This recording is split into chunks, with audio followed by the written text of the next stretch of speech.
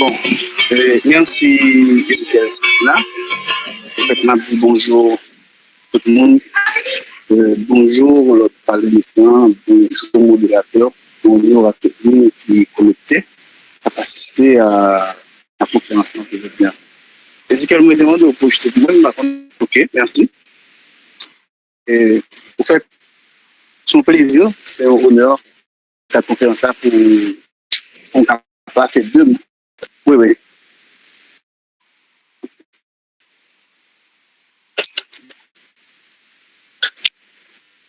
Ok, pas de souci.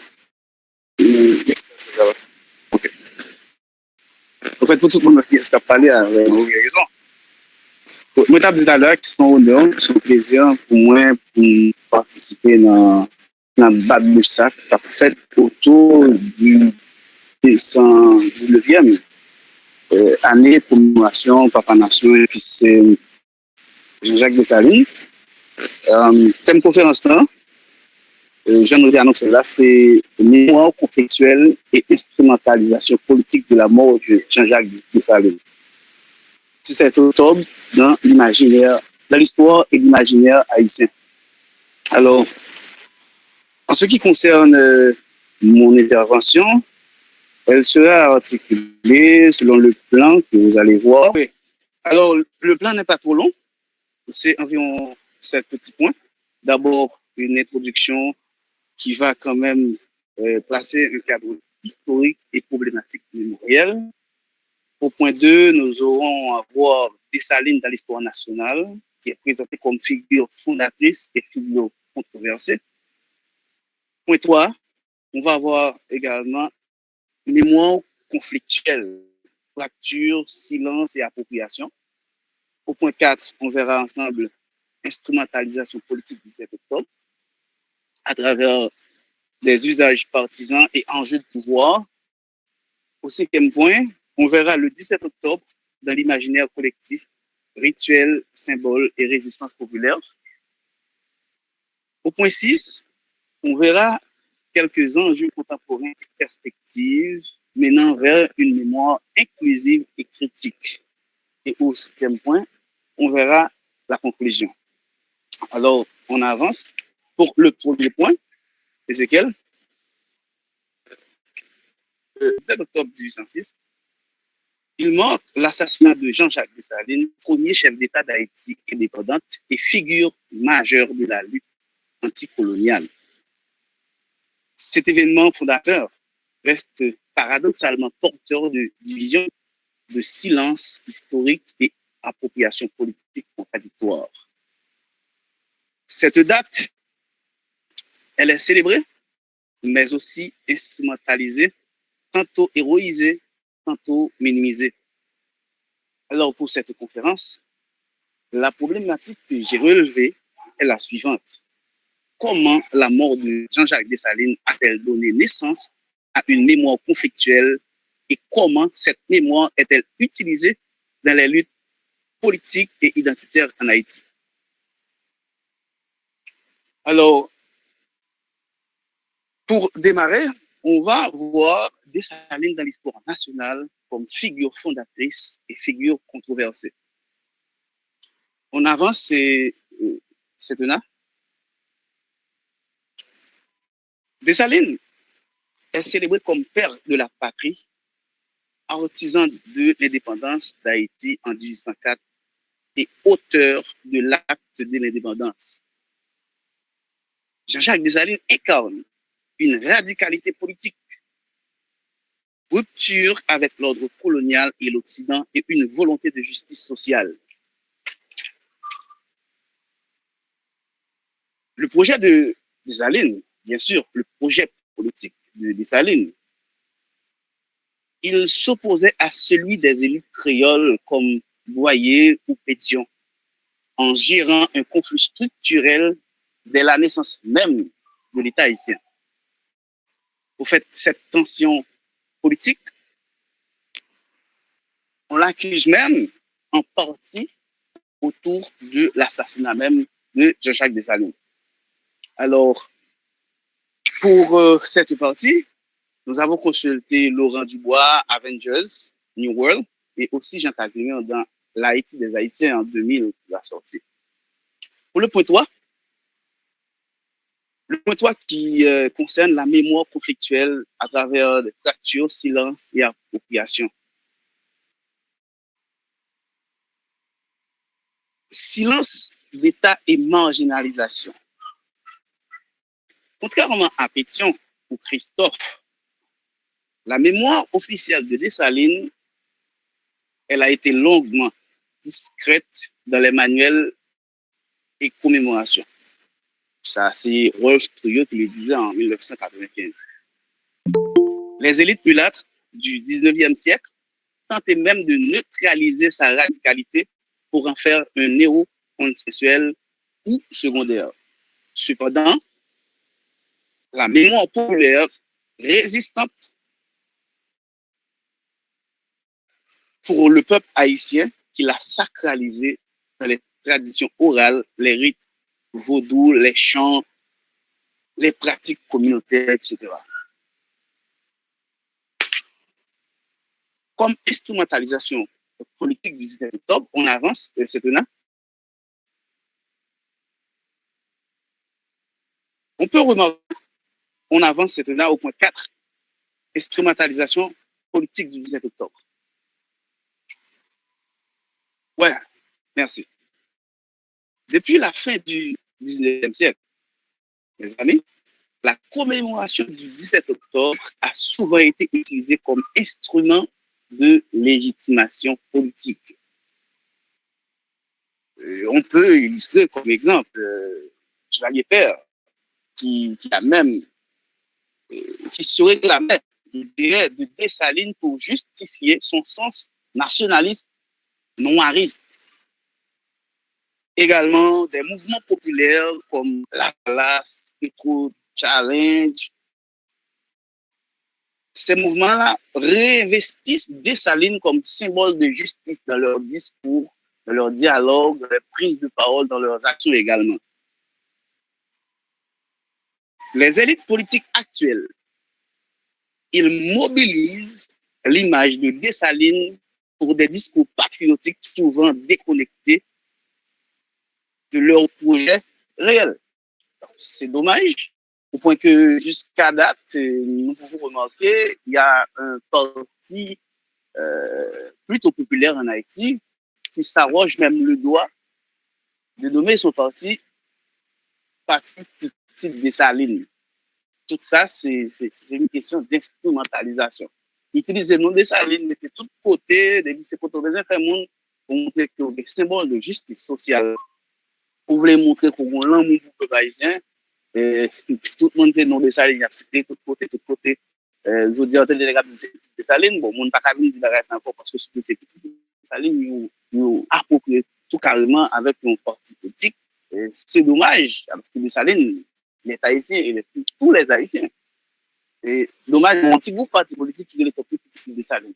C'est une question d'instrumentalisation politique que va dire encore.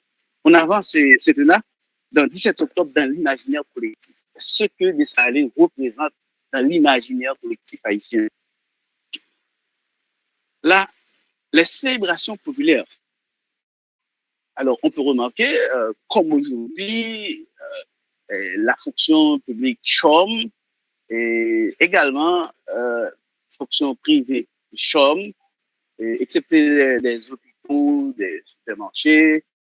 OK, on prend 17 octobre là, comme on joue, férié, et parfois tout. Et on fait des mouvements populaires, petits mouvements populaires, nous on remarque même 17 octobre, c'est date ça, nous choisi pour faire une manifestation. Je dis à 17 octobre devient une date de résistance, et pas seulement comme une commémoration d'État, en ce sens que le Premier ministre ou encore le chef du CPT, quand même, ces messieurs-là, ils vont déposer une gerbe de fleurs au pied de la statue de Jean-Jacques Dessalines, ou encore, je ne sais pas si c'est à Villa d'Après, cela va se passer, ou encore si c'est au Champ de Mars, sur la place de Jean-Jacques Dessalines. Je sais où exactement on va déposer cette gerbe de fleurs. Dommage. L'État prend bout de terrain, nous pas parler ton rouge, côté l'histoire dit que Jean-Jacques Dessalines est mort. Et même dans l'imaginaire collectif haïtien également, on voit Dessalines comme un loi, comme Papa Oubou, comme Erzuli. On voit également Dessalines dans l'imaginaire collectif haïtien comme un loi, comme une figure spirituelle de protection ou encore comme une figure de résistance. Alors, je le disais tout à l'heure, le 17 octobre représente aujourd'hui pour nous une date à laquelle des mouvements de protestation ont lieu sur le macadam, quand même pour faire certaines revendications, faire passer leurs revendications. Alors, dans l'imaginaire collectif haïtien, également, on voit que 17 octobre symbolise la lutte contre les injustices sociales, également comme un symbole de lutte contre l'impérialisme également. Dans l'imaginaire, on peut dire que c'est une date de résistance et une date de commémoration d'État, certes, mais c'est une date de résistance, une qui symbolise la lutte contre les injustices sociales ou encore l'impérialisme. Alors, au 6e point, on va aborder des enjeux contemporains et perspectives. Enjeux contemporains et perspectives. Et c'est de là, on voit que l'actualité politique montre la persistance de cette mémoire conflictuelle, ok? Avec des discours nationalistes, ouais, nous capons des hommes politiques dans le paysage politique haïtien, sans vouloir citer de nom, vous les connaissez tous et toutes. Des gens qui utilisent des salines tout le temps, dans leur discours, ils ont leur façon à eux de comprendre, de concevoir la mémoire de Dessalines. OK? Alors, si c'est une mémoire qui apparemment conflictuelle à travers des discours nationalistes, encore lutte pour la souveraineté ou encore des mobilisations politiques, alors le défi, c'est quoi actuellement?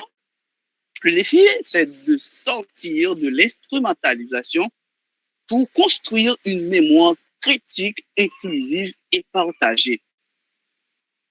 Alors, il y a plusieurs travaux de plusieurs historiens, des artistes et des institutions mémorielles qui apparemment cruciaux pour réconcilier cette mémoire ou encore l'histoire même de Dessalines. À ce sujet, je vous invite à lire Paul Ricoeur, ok, dans La mémoire, l'histoire et l'oubli, ok. Vous pouvez également consulter comme enjeu, ou comme défi, ou comme perspective qui pourrait nous servir à travers la mémoire de Dessalines qui est apparemment conflictuelle et on veut arriver à une réconciliation sur cette mémoire, alors ces auteurs même pourront bien nous aider. Vous pouvez également consulter Achille Bembe. Monsieur, il a écrit un texte qui s'intitule De la post-colonie en 2000. Vous pouvez consulter ces deux ouvrages pour avoir quelques perspectives autour d'une mémoire conflictuelle pour parvenir à une réconciliation. Au fait, en guise de conclusion, on peut dire, on n'a pas eu trop de temps, on peut dire que la mort de Jean-Jacques Dessalines, elle n'est pas seulement un fait historique. On dit que c'est une blessure mémorielle, c'est également un outil politique. 17 octobre révèle la profondeur quand même des fractures sociales et symboliques qui existent en Haïti. En fait, pour avancer, il faut accepter de confronter ces mémoires, d'éclairer les zones d'ombre et de repenser collectivement notre rapport au passé. Au fait, j'ai donné déjà une idée de ma bibliographie que vous pouvez consulter Achille Mbembe dans son texte de la post-colonie 2000, Paul Ricoeur, La mémoire, l'histoire et l'oubli. Vous pouvez consulter également Michel Hector dans son texte Haïti au 19e siècle, qu'il a écrit en 1999. Vous pouvez également consulter Alex Dupuis dans son texte The Prophet and Power, qu'il a écrit en 2007. Vous pouvez consulter également Laurent Dubois dans Avengers of the New World en 2004. Vous pouvez consulter Jean Casimir, L'Haïti des Haïtiens en 2000. Vous pouvez également consulter Michel Wolf Couillot, Sybil Fisher dans Modernity Disavoid en 2004. Et en dernier lieu, vous pouvez également consulter Claude Bise dans son texte Constitution et lutte de pouvoir en Haïti en 1990.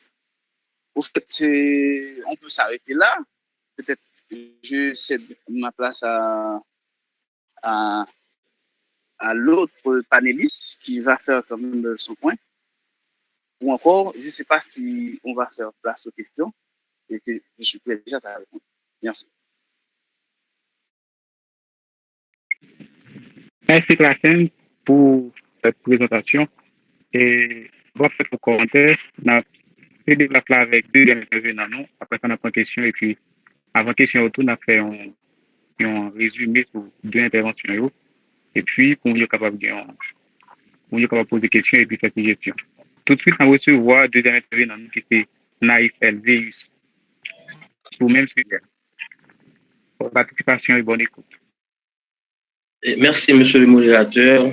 Je tiens à saluer tous ceux qui prennent part à cette conférence, qui s'accrochent au devoir de mémoire, comme il se dit par le professeur Jean-Baptiste.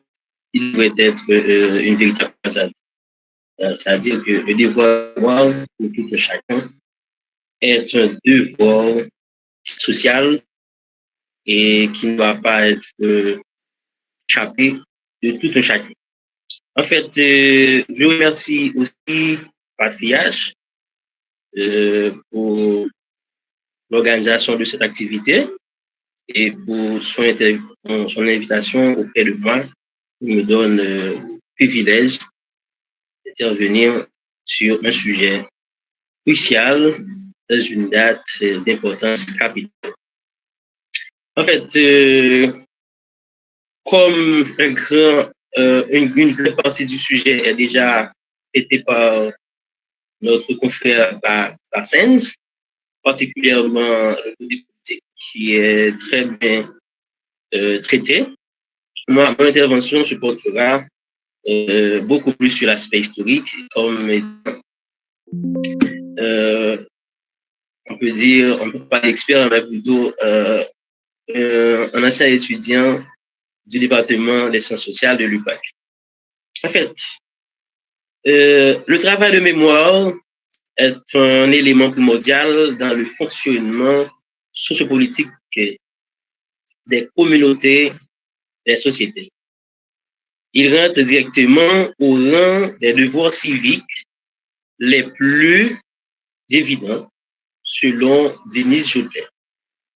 Il se manifeste à travers la dynamique de remémoration en vue d'assurer la vitalité sociale, c'est-à-dire le travail de mémoire fait revivre à nouveau un événement du temps ancien à travers son sens, son contexte et son fondement primordial dans le but de saisir le sens et l'essence sociale.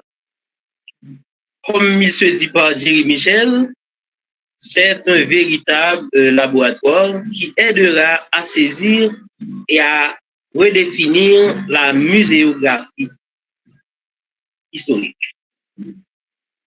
Aujourd'hui, ça nous fait exactement 219e année de la mort de l'empereur Jacques Saline, le père fondateur de la nation qui a refait l'histoire du monde, particulièrement les temps modernes. Et en termes de précision, nous célébrons aussi le 179e anniversaire de la commémoration de la mort de l'empereur. Je cite deux dates. Dessalines fut tué le 17 octobre 1806, mais il faut mettre en évidence que cette date a été éteinte dans l'histoire du pays après 40 ans. C'est juste après 40 ans avec le président Piro qui va faire revenir dans la mémoire, dans l'histoire du pays, l'empereur Dessalines en termes de figure emblématique et historique de ce lopin de terre. Pour entrer en profondeur du sujet, il serait important de regarder ce qui est Dessalines, même si, pour ne pas dire toutes les personnes ici savent bien, mais en termes de rappel, rafraîchir mémoire, je vais faire un retour pour et un peu sablé et de l'histoire de Dessalines en termes d'origine, en termes d'évolution, etc. Disons que Dessalines, comme il sait par tout un chacun, naquit à l'habitation de Cornier en 1758, et c'était un esclave des champs de maître qui a eu pour nom Duclos. Et après quoi, il a été vendu par un affranchisseur du nom Dessalines, qui a été abattu, qui a été tué par des Haïtiens. Peut-elle contribuer à renforcer la conscience sociale? Parce que la mémoire a une mission primordiale, c'est de renforcer la conscience sociale et alimenter la conscience nationale. De là, je peux dire, est-ce qu'on peut trouver assez d'exemples autour de la mémoire de Dessalines, comment elle se construit, pour trouver assez d'énergie en vue d'alimenter un futur conscient, un futur meilleur? C'est ça la remise en question que je fais autour de la mémoire de Dessalines. En fait, je pense que les éléments de réflexion peuvent venir dans la phase de question. Ouais, vu que les bourreaux ont été des nationaux et le victime, c'est le père, comment cette mémoire peut-elle contribuer à une conscience nationale, à la construction d'un futur meilleur? Je poursuis.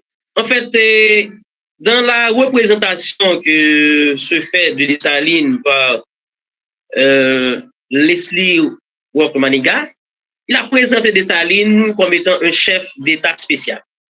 Comment cela s'explique? Pour l'historien François Leslie-Manigat, Dessalines est l'unique chef d'État de toute l'humanité qui est issu de la classe esclavagiste, Ouais. Dans toute l'histoire du monde, c'est l'unique chef d'État qui est issu de la classe esclavagiste, de la classe opprimée, qui a trouvé assez d'énergie pour fonder une nation, qui a renversé toute une tendance qui fonctionnait, en fait, qui assurait l'alimentation du monde. Dessalines a été vengeur de sa race opprimée et l'incarnation au plus haut degré de la cause de la liberté, de la suppression et de l'oppression raciale, de l'exaltation de l'indépendance nationale et de l'accès du plus grand nombre à la propriété terrienne en expropriant les colons français et en freinant les appétits des anciens affranchis, fils des Blancs au profit des anciens esclaves, pauvres noirs qui sont venus, dont leurs pères sont venus de l'Afrique. C'est-à-dire que Dessalines, c'est celui qui a refait l'histoire. Mais pour bien saisir la potentialité de Dessalines, il faudrait mettre en évidence son idéal politique. C'est l'idéal Dessalines, c'est le dessalinisme, l'idéal de Dessalines, l'idéal des Dessaliniens, qui peut nous permettre de mieux saisir ce qu'il était. Ouais, l'idéal de Dessalines est résumé en 3 grands points. Le premier point, c'est la justice sociale. Le deuxième point, c'est la réforme agraire. Et le troisième point, c'est la sécurité intérieure. C'est-à-dire, en tant que chef d'État, Dessalines se préoccupait de ces 3 éléments en vue d'assurer, mais en vue de construire une société forte, prospère, autonome. Le premier point que je mets en évidence, c'est la question de justice sociale. Si vous vous souvenez de la déclaration de Dessalines, après l'indépendance, vous savez bien qu'il y avait 2 oligarchies, l'oligarchie noire constituée des nouveaux libres et l'oligarchie mulâtre constituée des anciens libres. Mais l'oligarchie mulâtre a été le nombre le plus petit, représentant environ 15 à 10% selon certains historiens. Et l'oligarchie noire, l'oligarchie constituée des nouveaux libres, a été constituée d'environ de 90% de la nation, de la population de l'époque. Mais l'oligarchie mulâtre voulait accaparer à tout le prix les terres qui étaient considérées comme la seule source de richesse, ou bien le seul bien que possédait la nation après, et ils doivent jouir ce privilège à eux seuls. Staline a dit non, la terre doit être partagée en toute justice. Et c'est ainsi que il va utiliser une politique assez rigoureuse et assez juste pour faciliter que les plus démunis, les plus opprimés bénéficient aussi de cette richesse qui est la terre. C'est ainsi qu'il va utiliser la politique agraire, la réforme agraire. Il faut passer par la terre pour reconstruire la nouvelle nation. Certes, on est indépendant, mais notre indépendance ne va servir à rien si toutefois une prise de conscience n'est pas faite pour construire une nation forte. Mais c'est ainsi que Dessalines va passer par la terre pour reconstruire, pour construire la jeune nation. Dessalines a accordé une priorité à la culture. C'est ainsi, dans la Constitution impériale de 1805, son article 21, Dessalines a stipulé que l'agriculture, comme le premier et le plus noble, le premier, le plus noble et le plus utile de tous les hommes, sera protégée et honorée. Ce qui veut faire savoir que l'agriculture était considérée comme la voie la plus idéale pour la construction de la jeune nation. Comme vous le voyez aujourd'hui, la première représentation qui se fait du peuple haïtien, c'est une nation qui cherche ailleurs pour construire un mieux-être, pour trouver à manger. Nous sommes peuple qui cherche à manger, nous sommes peuple qui grand, nous sommes peuple qui a bol. Dessalines avait déjà pensé qu'on ne peut pas parler de l'autonomie dans la tête sans avoir pensé à l'autonomie suivante. C'est pourquoi l'agriculture a été pour lui la voie la plus idéale, la plus évidente pour pouvoir assurer une autonomie. Non seulement pour assurer le bien-être du peuple, mais aussi pour trouver assez de moyens en vue d'assurer la sécurité intérieure. Parce que, comme nous l'avons étudié dans la classe de 9e année, la vision de Dessalines, NSE 9e année, la vision du gouvernement de Dessalines, c'était relever l'économie et protéger l'indépendance. Mais pour protéger l'indépendance, il faut avoir assez de moyens. On ne peut pas battre avec les mains vides. Ouais, il faut assez de matériel, il faut assez d'hommes pour battre. Ben, c'est ainsi que, à travers la politique agraire, Dessalines va essayer de trouver assez de moyens pour assurer la protection de l'indépendance. Comme vous le voyez aujourd'hui, notre indépendance, en fait, notre sécurité dépend de l'extérieur. On nous envoie des chars chaque semaine et qui ne sont pas même adaptés à notre réalité et qui ne sont pas même de qualité. À chaque char envoyé, il y a un fusil auprès des bandits qui peuvent l'atteindre. Ouais, qui peuvent l'atteindre, excusez-moi. Mais la sécurité intérieure a été pour Dessalines une priorité. Et c'était sa priorité la plus évidente, bien la plus préoccupante. Ouais, la conservation de l'indépendance, comme je viens de le dire, était la plus grande priorité.